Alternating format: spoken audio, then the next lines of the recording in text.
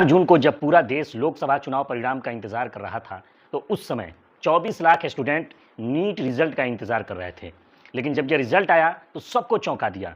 National testing agency पर बहुत सारे सवाल खड़े हो गए।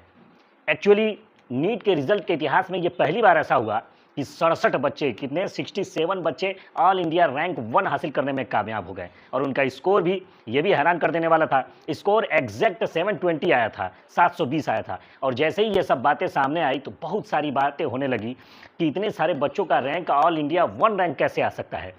और इससे पहले अगर आप देखेंगे तो 2023 की बात करें तो सिर्फ 2 स्टूडेंट का ऑल इंडिया रैंक 1 हासिल हुआ था। ऑल इंडिया रैंक 1 हासिल करने में वो कामयाब हुए थे। बहुत सारे स्टूडेंट ये भी कह रहे हैं कि ये कैसे हो सकता है कि 67 ऑल इंडिया 1 रैंक हासिल करने वाले बच्चों में से 8 बच्चे जो हैं वो एक ही केंद्र पर एग्जाम दे रहे हैं। इनका रोल नंबर जो पहले का 7 अंक का जो रोल नंबर है वो आप देखिए।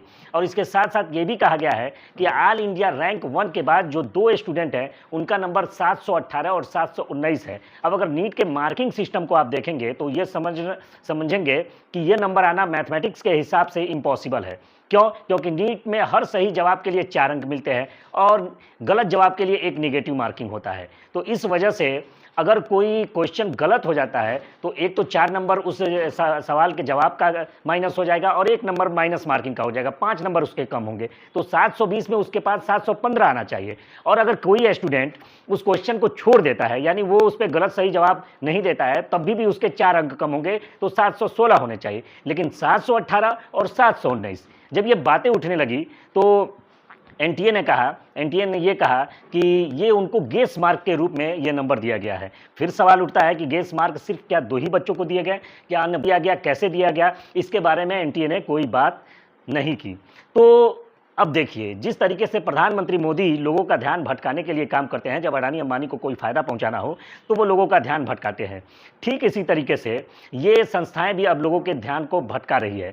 चुनाव के दिन एक्चुअली ये रिजल्ट आना था 14 तारीख को, 14 जून को ये रिजल्ट आना था, लेकिन 10 दिन पहले 4 जून को इस परीक्षा परिणाम को घोषित किया जाता है। और क्यों घोषित किया जाता है? इसलिए घोषित किया जाता है कि तमाम छात्रों का ये कहना है कि जब पूरा देश लोकसभा के परिणाम में उलझा होगा तो उस वक्त जो छात्रों के साथ ये घपलबाजी की जा रही है, उनके भविष्य के साथ जो खिलवाड़ किया जा रहा है, तो उस कंडीशन में छात्रों की आवाज़ नहीं सुनी जाएगी, क्योंकि मीडिया से लेकर सारा तंत्र लोकसभा के इलेक्शन में व्यस्त होगा।